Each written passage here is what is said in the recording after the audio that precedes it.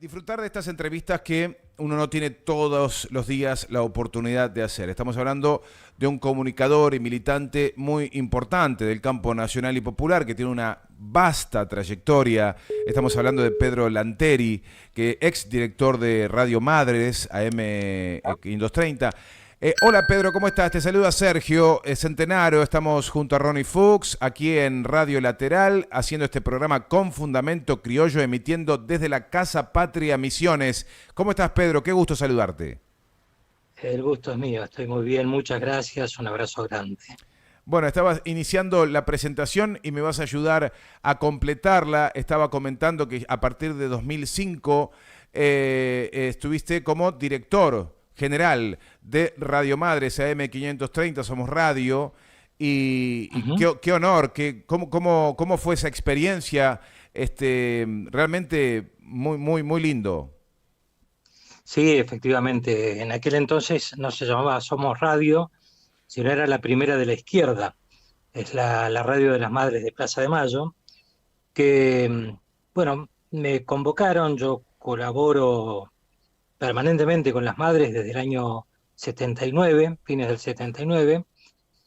Ellas me conocían, tenemos una confianza mutua y cuando surge este proyecto de radio, a los meses de su lanzamiento, el primer director artístico fue Fernando Xarni y el primer director periodístico fue Carlos Aznares, pero a ellas no le cerraba el proyecto como se estaba llevando a cabo y me convocan y ahí con Eve Bonafini comenzamos a trazar los lineamientos de lo que fue la AM 530, La Voz de las Madres, la primera de la izquierda, una radio con un carácter, digamos, latinoamericano, eh, profundamente cultural, profundamente política también, y con una integración latinoamericana que se dio a partir de, por ejemplo, el padrino de la radio, el comandante Chávez, los programas que teníamos de comunidades latinoamericanas residentes en Argentina, Uruguay, Paraguay, este, Colombia, digamos, todos ellos presentes en la radio con su propio programa. Y bueno, unos 5 años y medio, 6 de gran actividad comunicacional. Realmente para mí un orgullo que las madres hayan confiado en mi profesionalismo y en mi capacidad de trabajo. Bueno, somos muchos, Pedro, muchos periodistas, compañeros que estamos allí pululando, ¿no? En la extensión de la República Argentina, pero debo decir que entre 2005 y 2011, 2012, no todos tuvimos la oportunidad de recibir al comandante eterno, ¿no? Decirle, Hugo, pase por favor, siéntese, y tener probablemente a Néstor al lado o a Eve de Bonafini. Esas situaciones se te han presentado. Sí, sí, se me han presentado, pero no por mérito propio, sino por mérito de las madres. Yo tengo que ubicarme y ser consciente de que la radio fue lo que era y es lo que es por las madres de Plaza de Mayo. Por supuesto, uno aprendió, supo mucho, tuvo contactos con Néstor, con Chávez, con Lugo, con Correa, por el propio Fidel, claro, por supuesto, pero mérito de las madres. Lo mío fue simplemente ser el ejecutor de la idea de las madres respecto de la comunicación. Ellas tienen una larga historia respecto de la comunicación, llevada adelante en forma tal vez no consciente, pero sí profunda. Yo recuerdo que cuando no se hablaba de símbolos comunicacionales, las madres generaron el pañuelo blanco que hoy en todo el mundo es sinónimo de lucha por la libertad. eh, la justicia. Cuando en plena dictadura nadie hablaba de los desaparecidos, las madres tomaban billetes de baja denominación y escribían en la Argentina hay desaparecidos y circulaban como rápidamente porque nadie quería tenerlos, entonces los daba y circulaban permanentemente. Bueno, todas esas actividades comunicacionales de las madres después se reflejaron en principio en lo que fue los periódicos de las madres, en plena dictadura, como un boletín, luego ya con más profesionalismo y la radio como frutilla del postre. Pedro, vos comenzaste la comunicación muy joven. ¿Querés contarnos cómo fue? Me decías que ya en el 79 tomás contacto con Madres de Plaza de Mayo. Tu recorrido comienza antes. Sí, claro, a ver, para los oyentes que probablemente ven en una foto ahí en internet, Exacto. esa foto no es actual, por supuesto. Yo tengo 70 jóvenes años, Jovencito. o sea que estamos hablando de que ya en la década del 70 uno Ujú, militaba. No tanto en comunicación, aunque la comunicación era un elemento paralelo a la militancia. ujú. Después ya en dictadura la comunicación y la solidaridad fueron banderas, y después en democracia, cuando el auge de las radios comunitarias, radios mal llamadas alternativas, uno se involucró profundamente en esa actividad, con programas de radio, con generando ideas, generando proyectos y llevándolos a cabo. Ujú, bien. ¿Cómo estás viviendo, Pedro, este proceso? La verdad es que uno puede suponer, Pedro, puede suponer que en la experiencia de estos 40 años que vamos a cumplir en diciembre de democracia plena, sin interrupciones por golpes militares, si bien hemos tenido algunos sustos, ¿no? Allá por los 80 y los 90, o iniciándose los 90, Carlos Menem creo que han tenido intentos de golpes con los cara pintadas, etcétera. Hemos tenido una democracia que con sus sobresaltos, con sus deficiencias y demás, no hemos pasado nuevamente por ese horror que fue la dictadura. Pero sin embargo, nos toca creo que un momento bisagra y bastante, o sea, lo entiendo, lo interpreto como histórico, teniendo un candidato que está llegando al balotaje con un discurso terriblemente reivindicativo de la dictadura. Él y su candidata a vicepresidenta, y yo no sé cómo lo toman los compañeros que han tenido que luchar y han tenido que militar en tiempos tan oscuros. Otra vez vuelve un discurso tan agresivo para con la democracia que entiendo está en peligro si damos un mal paso. Sí, a ver, yo para enmarcar mi pensamiento tengo que decirte que yo creo profundamente en mi pueblo. Tengo una confianza en el pueblo profunda y amplia. Lo que vos planteás es cierto. Hay dos prototipos encarnados en esta fórmula eh, presidencial. Por un lado, la violencia encarnada en Milei y por el otro lado, el negacionismo encarnado en su vicecandidata a la vicepresidenta.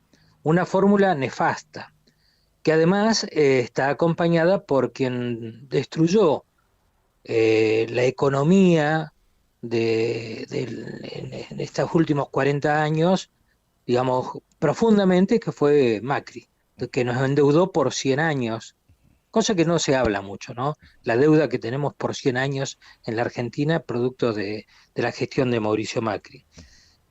El negacionismo es difícil de encarar porque es una cuestión cultural. Si nosotros tomamos esto como una foto, no estamos viendo la realidad. Tenemos que verlo como una película y una construcción que ya viene de varios años atrás, te diría décadas. Este anti, o sea, el negacionismo se apoya en el anti, y el anti es el antiperonismo, está claro, eh, y anti movimientos populares, y anti organismos de derechos humanos, que la candidata a vicepresidenta habla del curro de los derechos humanos, pero no es una frase nueva, una frase que ya venimos escuchando hace tiempo. Esa construcción de sentido que los medios de comunicación hegemónicos y algunos no hegemónicos vienen generando desde hace mucho tiempo, minando lo que significa la democracia como herramienta de participación popular, tiene en este caso su expresión como su obra de arte. Esto es lo que hicimos, esto es lo que generamos. Frente a eso uno se siente, por un lado, evidentemente molesto, enojado, y también con serias críticas hacia nosotros mismos. Yo te hablo desde un compañero peronista que vio, por ejemplo, en las madres de Neve, Eve Bonafini, ¿sí? Sí, Eve Bonafini, cuando yo la conocí, y a las madres en general, con algunas excepciones, eran antiperonistas,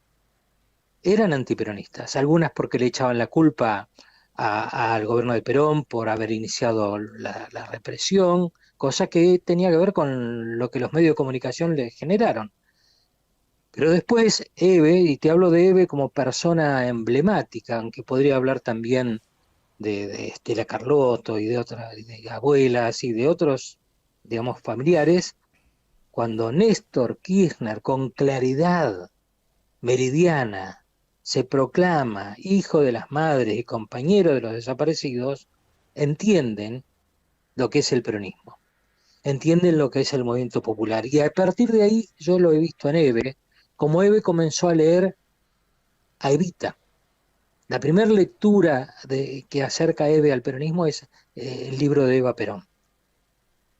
Y cómo a partir de informarse, de enterarse, de saber más de lo que los medios de comunicación o los propios medios de formación histórica le decían, adscriben al peronismo, al kirchnerismo, como, como el movimiento que realmente da sentido a la lucha por la justicia, donde entienden que es la independencia económica, la justicia social, la soberanía política, tres banderas históricas del peronismo, de las cuales hoy no se habla mucho.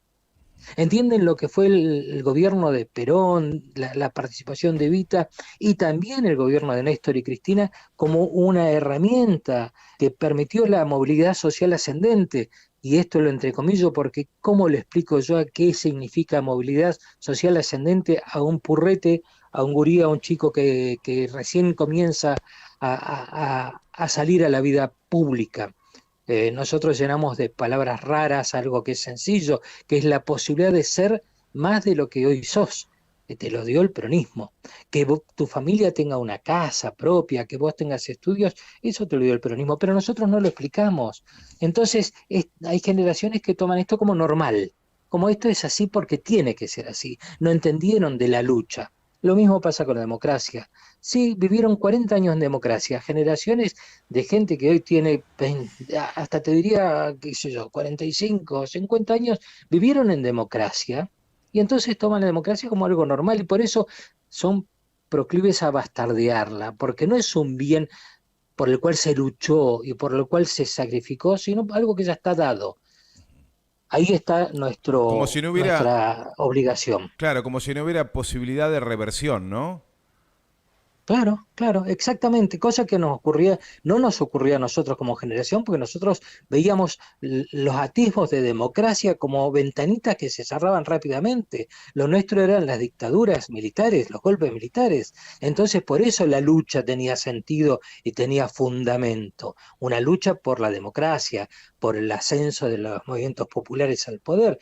Hoy día es todo blando y ahí los medios de comunicación eh, nacionales, populares, los comunicadores, tenemos también una deuda pendiente, ¿no? Tenemos mucho que hacer y mucho que criticarnos por no haber hecho. Ese odio, ese antiperonismo, se basa en el desconocimiento. Y nosotros, digamos, también tenemos algo que ver en todo esto. Entonces damos pie a que se hable de la casta, casta política. Y uno escarba un poquito y el que habla de la casta política también es casta política. Y la política pasa a ser una mala palabra y en realidad la política es la participación de todos. La democracia, la cual yo también considero que es imperfecta. Yo aspiro a una democracia no delegativa como es la actual, sino participativa, pero prefiero mil veces la democracia a una dictadura o a una dictadura que no necesariamente tiene que tener un militar como presidente. Dictadura también puede tener un negacionista como presidente. Eh, Inclusive, no sé si le pasa a ustedes, a mí me ha pasado de ver compañeros que hasta como tienen que pedir perdón por ser peronistas o permiso para ser peronistas, cuando en realidad, hombre, tendría que ser un orgullo. y tendría que ser algo que uno lo tiene que tener presente en el diario accionar, de donde digan, che, este tipo es bárbaro, pero es peronista. Claro que es peronista, porque lleva adelante la bandera del peronismo, porque lleva adelante el ideario del peronismo, que el ideario del peronismo tiene que ver con el hombre como elemento fundamental de la sociedad. ¿Quién de nosotros, quién de nuestros jóvenes, quiénes hasta de nuestros no tan jóvenes eso lo entienden y lo llevan adelante? Entonces damos pie a esta gente. Y esta gente que lo único que va a traer es destrucción, que lo único que pretende es negocio para sus amigos, porque, no, a ver, si entendemos bien, la aparición de Macri en esta historia tiene que ver con algo que no sé si ustedes lo han escuchado, yo lo he escuchado, es, sí, Milei era bárbaro, pero Macri lo va a poner en caja. Entonces, Ojo, votémoslo porque Macri lo va a acomodar. Y ojo. eso está absolutamente todo pensado, está todo maquinado, no es casual. Ujú. Es justamente la acción de los medios de comunicación en todas sus formas, incluyo los medios de comunicación que tiene que ver con las nuevas técnicas de la comunicación, o sea, la informática, los podcasts, los tic-tac, el WhatsApp, todo eso está trabajando en función de esto. Y nosotros 5 pasos atrás. Nosotros descreímos de las nuevas técnicas de la comunicación, de los TICs, y dejamos que eso lo manejen otros. Y lo manejaron muy bien. Entonces, ya te digo, creo que tenemos que trabajar profundamente, pero desde lo humano, desde lo personal, desde, desde la conformación de sentido. Ujú. Un sentido que ponga al hombre y a la solidaridad y como elemento prioritario en cualquier construcción política.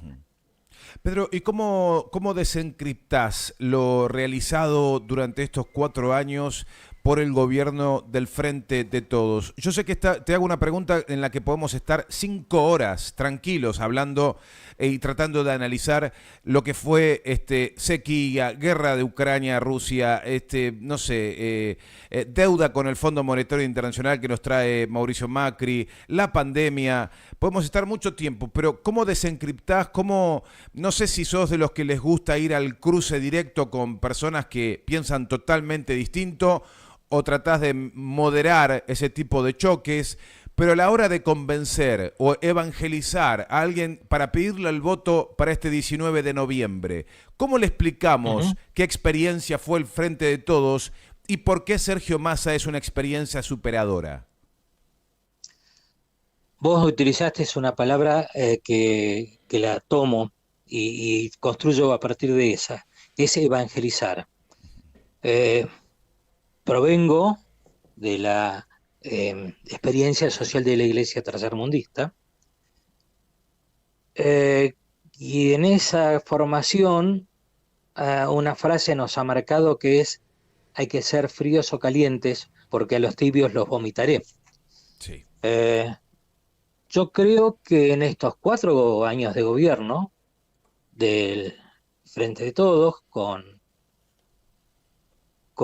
Alberto Fernández a la cabeza, hubo un problema muy grave para nosotros, que es la puja por ver quién la tenía más larga, más grande, Ujú. entre Alberto y Cristina, sin darse cuenta Alberto de su rol histórico. Creo que se subió a un caballo que no era para él, y a partir de ahí comenzó ciertos errores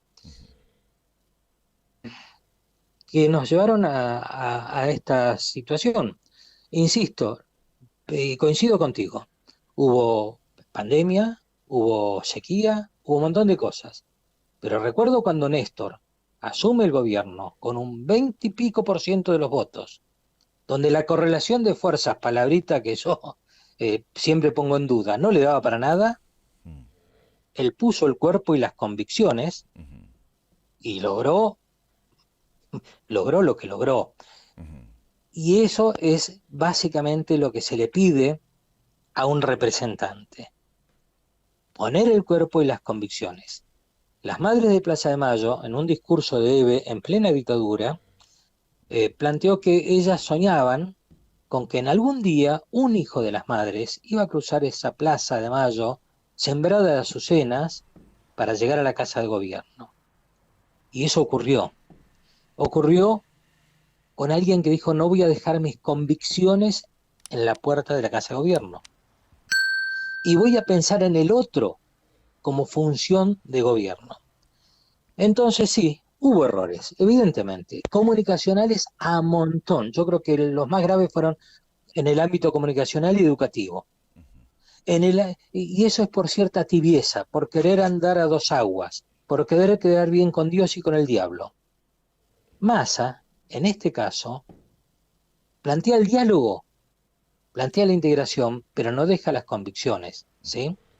La diferencia está ahí, yo creo que está ahí. Y fíjate cómo actuó, por ejemplo, en el caso de la suba del dólar. Vamos a ir al meollo, Sí. vamos a hablar con la gente. No voy a decir mi amigo fulano, mi amigo sultano. Voy a decir, sí, quiero hablar contigo, quiero hablar con vos, pero mis convicciones son estas. El que jorobe al pueblo, ese es mi enemigo.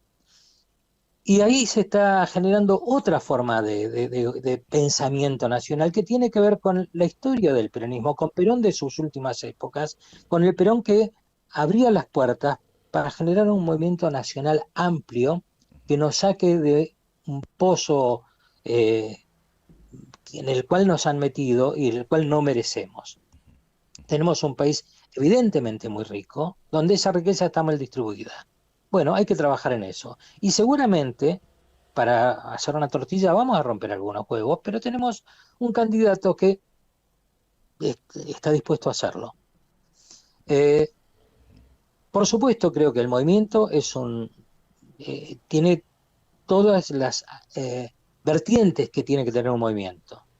Y eso le da dinamismo. O sea, vamos a estar, y me incluyo, entre los que van a exigir, y van a estar también los que van a querer transar. Y seguramente el equilibrio va a ser lo que nos va a llevar adelante. Si logramos zanjar, anular esa grieta histórica, que no viene de ahora, viene desde la década del 30, ¿sí?